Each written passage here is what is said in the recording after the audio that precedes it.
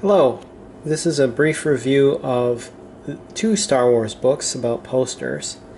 The first is the Stephen Sansweet and Peter Vilmer Star Wars poster book from 2005, and then the 2014 Star Wars art poster book as part of their new Star Wars art imprint. So I'll talk a little bit about each, but just quick comparison. So this one is a little bit smaller. We can see if I line them up there. There's a bit of overlap. So this one weighs in at about, or comes in at about 12.5 by 9.5, so 12.5 inches by 9.5 inches. And this one comes in at 13 by 11, so it's bigger. So just looking through the Star Wars art Sansweet book, with a Star Wars poster book by Sansweet. It's a Chronicle book, so that's a nice quality imprint. They did the Star Wars Chronicles. But what's nice about the Sansweet book is that it is chronological, and it starts from the very first stuff by Chaikin here, and gives a nice write-up, which I really liked. So there's quite a bit of information in it. And, you know, sort of fun stuff, like you learn that the original Star Wars logo looked pretty different. You see the W there is pretty different, and, you know, got corrected into that. There's actually an intermediate stage, so you see how the W's got a point there as well. And there was an intermediate stage where that was pointed as well. And you get stuff like that pointed out in here. It's a very detailed book. And then there's just some nice color plates. We have the, I think that's the British one sheet, and then the Sansweet's circus poster, and so on. And most of these are not, yeah, here we go. We get a lot of detail, Style C International one sheet, and so on.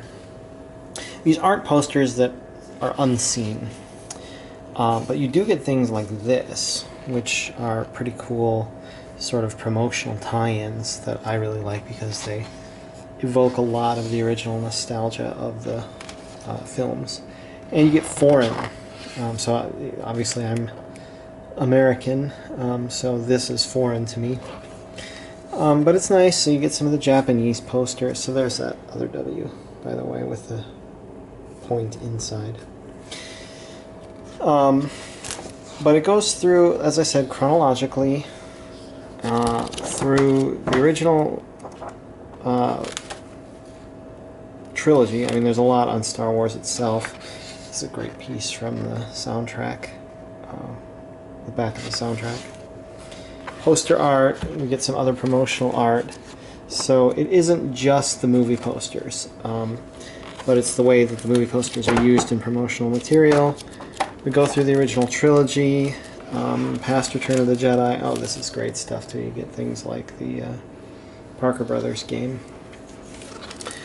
Through the original trilogy into the prequels, and the sort of intermediary period, the Magic of Myth, Doritos, and all sorts of other promotional things. We get into the prequels, and because this came out in 2005, we get the very tail end of the book is Revenge of the Sith stuff. And the last image is the Struzan Revenge of the Sith poster. So anything post Revenge of the Sith is not in here. And you know, it does seem to have more of an original trilogy focus than anything else. I would say 2/3 of the book is original trilogy, maybe half, but it's maybe just a bit more than half. But it's a pretty hefty half. And as I said, again, there's a lot of write-up, as you can see through here, which is very nice. Okay, so that's the Sansweet book.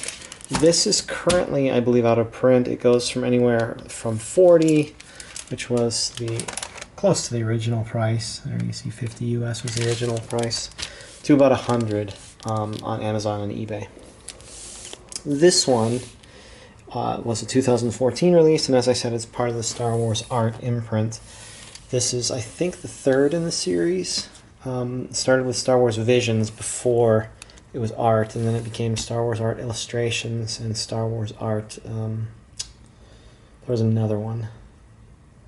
I'm blanking on the name currently. I'll try to stick it on the video in the text, or stick it as a comment.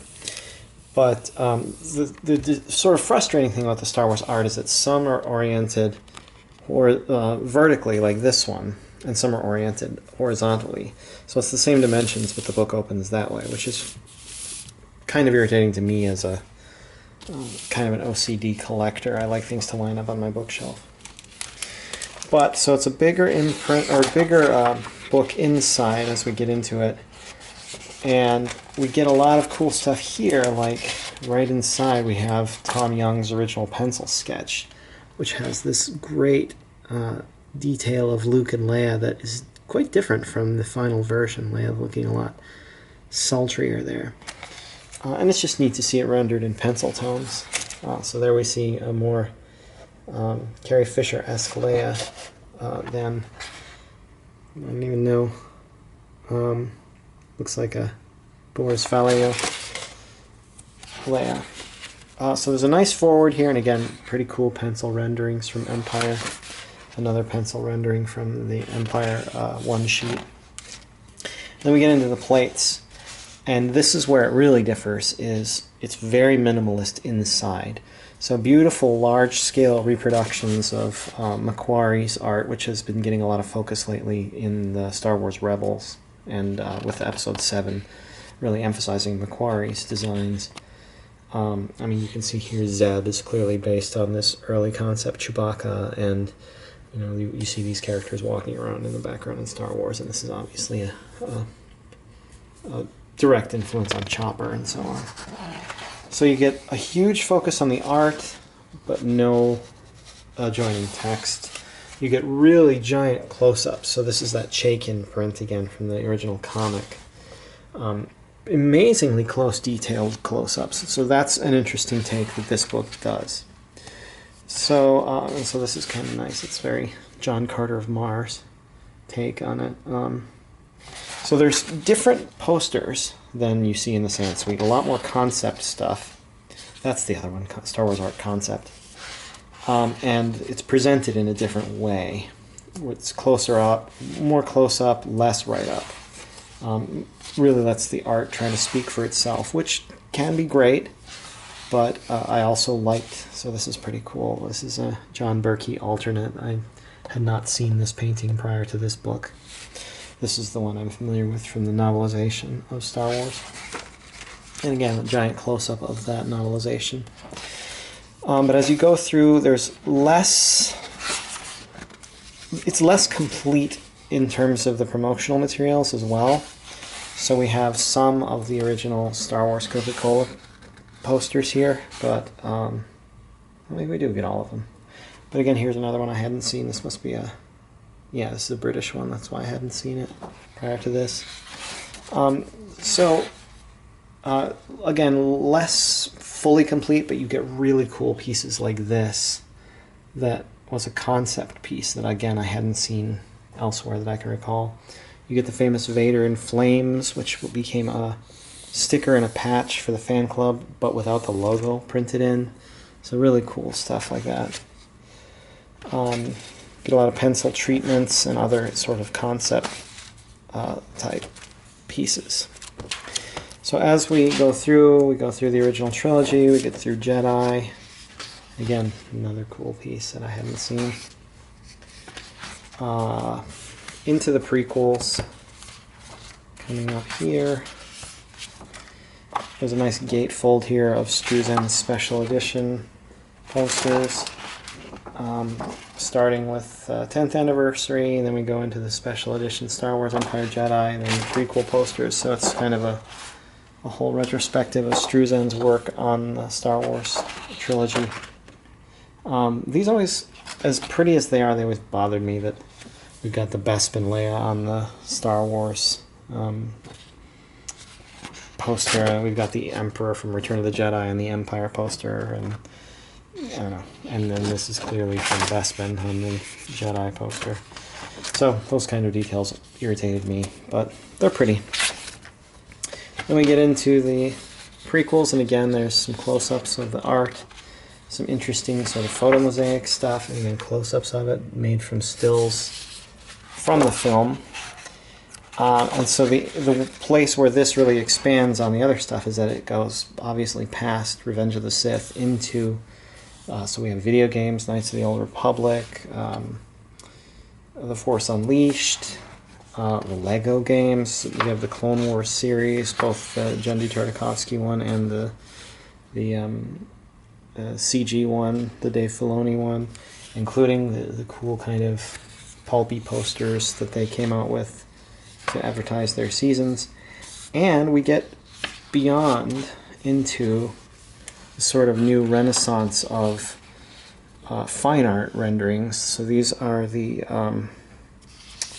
posters that Mondo did. I'm blanking on the name of the artist, but the originals of these, Ollie Moss, British artist Ollie Moss, really cool designs and fairly sizable reproductions, but the originals of these go for a lot of money on various sites. And then you have sort of poppier art styles. This is from that Canadian art exhibition. There's a series of these posters that are really cool. So you get more sort of artsy renderings that come out of this kind of fine art Star Wars movement. Here we have the Nagel Star Wars prints that I always thought were sort of funny. And Tom Whalen. This is not my favorite of Tom Whalen's Star Wars stuff, but still nice to have him included. And then we have these gorgeous Star Wars propaganda posters, which I really enjoy. And again, other kinds of Mondo art. So different. And then we finally even get up to Rebels, which I love this. I actually do have a replica of this in my house, since I couldn't find the official version.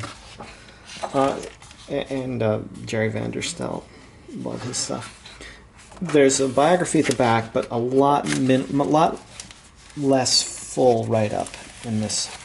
So the focus in this one is really on the art itself, and I would say that the focus on the Sansweet one is on a complete presentation, or a more complete presentation, and a discussion of the evolution of the art. So to me, it's not really an either-or situation here. It's more of a both-and. And I would really recommend that if you are a big fan of Star Wars, that you should have both. And this can be had for about retail still. And this is obviously has just come out, so it's pretty widely available. I do have the illustration version of this. I don't have visions or concept. From what I could tell, concept really rehashed so much of what was in the original art books that I didn't feel it was necessary to add it, but maybe I'll revisit that sometime down the line. Anyway, so that's my review of the 2 Star Wars poster books that I have. Again, if you're a big fan of the movies, I recommend both.